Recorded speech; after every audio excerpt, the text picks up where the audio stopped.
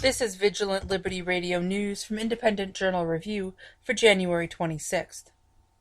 2 years after Colorado legalized marijuana use, both Governor John Hickenlooper and Colorado voters haven't changed their minds much on the issue.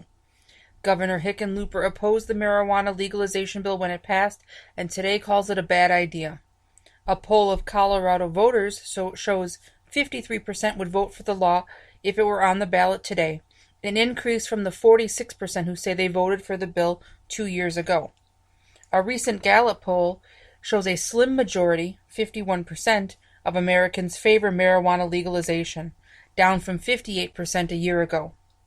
Marijuana is legal for recreational use in Alaska, Colorado, Oregon, and Washington, and legal for medical use in 19 additional states.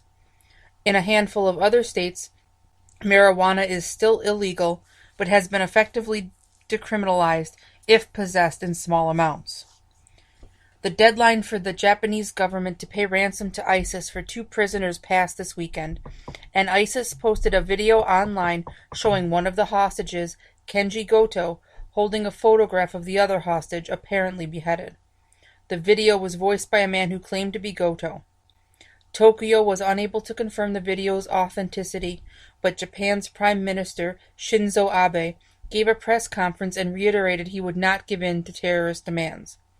The White House announced President Obama would call Prime Minister Abe on Sunday to offer condolences and support.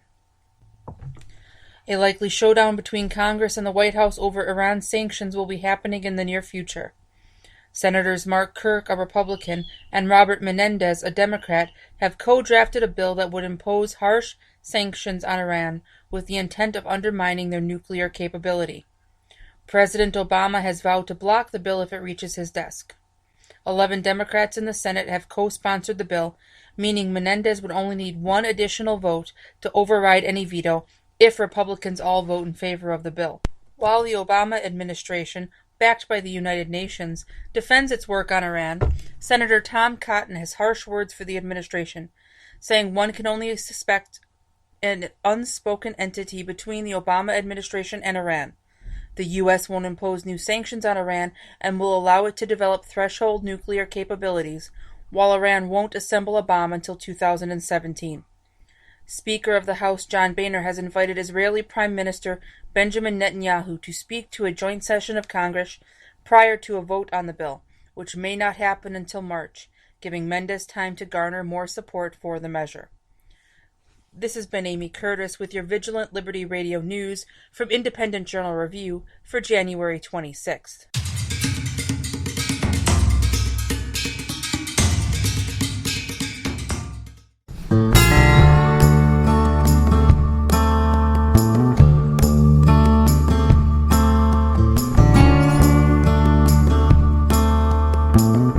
Welcome back to The Right Mics with Mike Miller and Michael Hausen. An hour in the archives, Hausen. Unbelievable. I guess we get full of whatever you call it that we get full of. Not that, you detractors, over the weekend, and we're just raring to go. Those of you who would like to participate, 412-567-6879 if you wish to opine. I stole that from Rush because it rhymes with 9. So you can do that. You can interact with us on Twitter, right? Hausen at The Right Mics. Hausen will, react and or relay the information to me because, as he says, I'm still in the smoke signals era.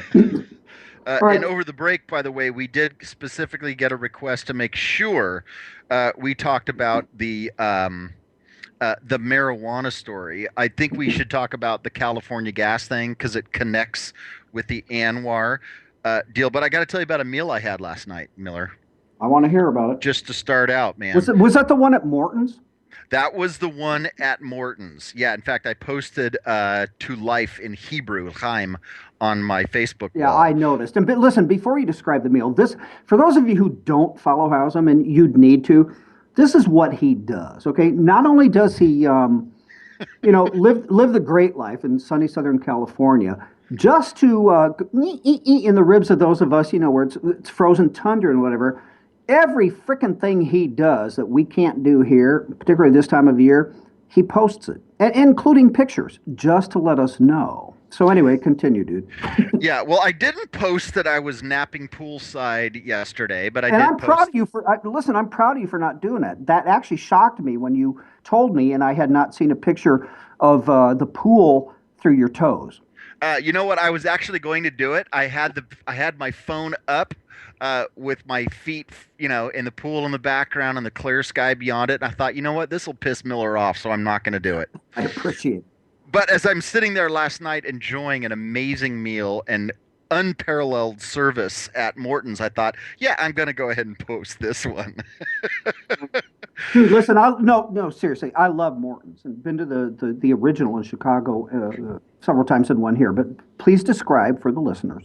Okay, well, so my friend Danny, she is now working there. And so I'm like, you know what? I haven't seen her all weekend. I'm going to go up and get an awesome meal. And I set it up that she'd serve me at the table, and she didn't know, which was That is hilarious. hilarious, and well, it was hilarious. And can you please redefine your relationship with Danny beyond friend, just in case some listeners are not aware of Danny? I'm a private guy. I'll just leave it at that and leave it up to your imagination. Okay. All right, yeah, all right, we'll run with that. Good. Anyway, so you know, uh, traditional Morton's meal, man. I had, appetizer, salad, filet mignon, a glass of wine. I had some vodka. Um, but the one thing that was amazing, I mean, I've had their chopped spinach salad with warm bacon dressing before.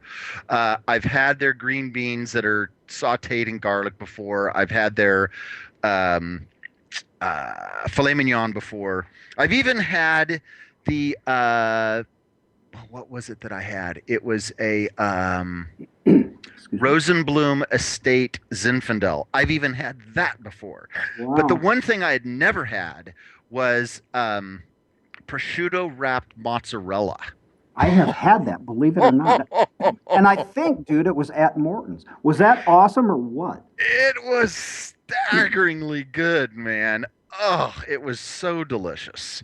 Hey, by the way, our friend of the show, Dan Joseph, just messaged me, and he will be on Wednesday at 2:30. So we're looking forward to that. All right, so yeah, the prosciutto wrapped, yeah, fantastic. I want to go back to the vodka. I mean, I Oh, got. hold on a second. I just got a message. I need to correct something, dude. All You right. gave me an opportunity to be a little bit more specific with the word friend, See, and I thought that might get you in trouble, so go ahead and correct. yeah, special girlfriend. How's that? Okay, so Danny, okay, I want you to timestamp this conversation because it's normally me that's on your list, right? Because of something I've said about Housem. I came to your defense here, and between the two of us, we got him to fess up. So I just want you to remember. Yeah, so let me say things like amazing woman, passionately in love, etc., etc. Commonly defined as eating crow. Eating crow, not quite as good as eating Morton's, but obviously necessary nonetheless. All right, so we don't want to spend a half hour on Morton's, but I do want to go back to the vodka thing. Okay, so did you better have requested a certain vodka, and as importantly, how did you have it? Uh, well, I ordered Chopin vodka, Oh, all right. and I gave them the option if Chopin was not available, because Chopin was my favorite musical composer. I took piano for 12 years, and Chopin was my favorite composer. Um, One of my top three favorite composers. So Okay. I like it. I like the potato vodka. See, I was Uh, going to say to those of you neophytes, Chopin being one of the most prominent potato vodkas on the market.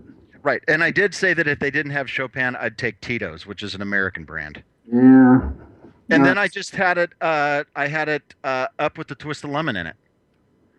you know what? I would have been the same, except I would have been Grey Goose. And Yeah, but Grey Goose is French, man. I can't. I no, like no, Grey no, Goose no, no, vodka. no. Grey Goose is not French. It's an American company, and it may, I don't even know if it distills in France. It might, but it's yeah, grapes. But it's no, it's an American company. But they and by the way, you need to keep, if you have vodka, you need to keep it in the freezer. But I would do Grey Goose, and I would have a twist of lime, maybe just a wedge or whatever, just squeeze it in. I may have a bit of tonic in there. Oh, see, I can't. I can't deal with that. I can't deal with. I don't mind the. I don't mind the lime. I prefer lemon with my vodka. Yeah. But I don't want to put. I don't want to dilute it. You don't want to, yeah, yeah, you don't, yeah, that's the right word, or pollute it, right? You don't want to, you want the vodka. Yeah, and Mike, I'm sitting here looking at the stuff, dude. Grey Goose is a premium brand vodka produced in France. Okay, but it's not, it's owned by an American company. Well, so yeah, Bacardi owns it. Well, dude, where are apples made? I mean, apple, not apple, apples that we eat. Where are apples produced? They're produced all over the place. Well, they're not produced here. Sure, they are. They're produced in California. I've been to Jim Riley, who we had on our show 2 weeks ago. He has an apple farm. Okay, dude. Okay, now you sound like Phyllis.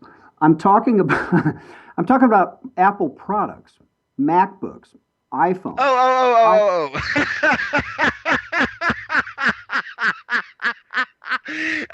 okay. That apple. I'm thinking the Yeah, fruit. I told you I wasn't talking about the fruit. Dude, you went Phyllis on me there for a minute. All right. Well, anyway, I don't do Grey Goose vodka because it's one way or another.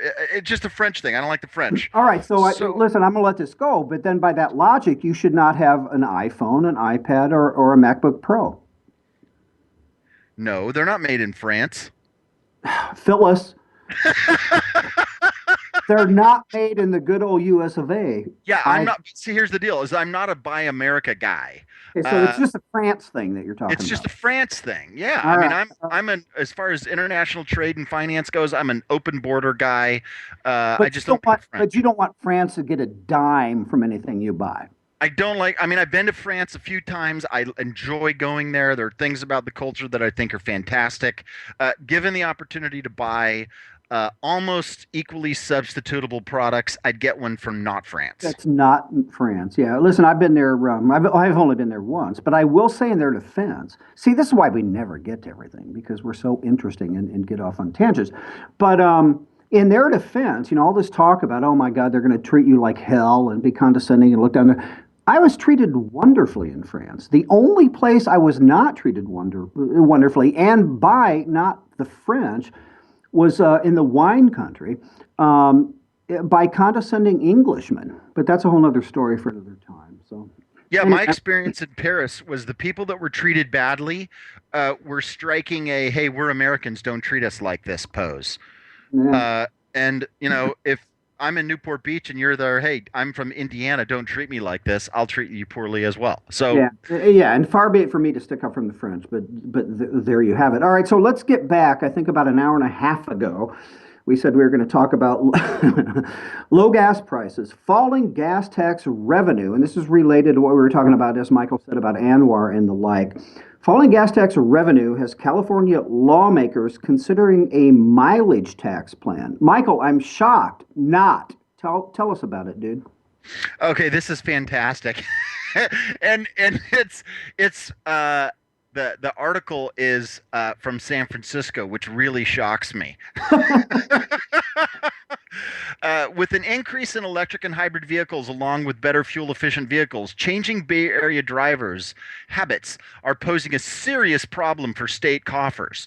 As motorists use less and less gas tax revenues to pay for highways, roads, and bridges shrink, blah, blah, blah. Some state lawmakers feel a mileage tax is the best solution. To pay for a shortfall, California officials are considering a plan that would replace California's gas tax with a fee for each mile motorists drive. Drivers who log the most miles will end up paying the most, no matter how fuel efficient their car is. A 1.5-cent mileage tax is already being implemented in a test program in Oregon.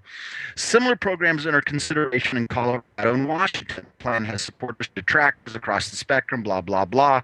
The current state gas tax has remained at 36 cents a gallon since 1994. The federal gas tax has been 18.4 cents a gallon for more than 20 years.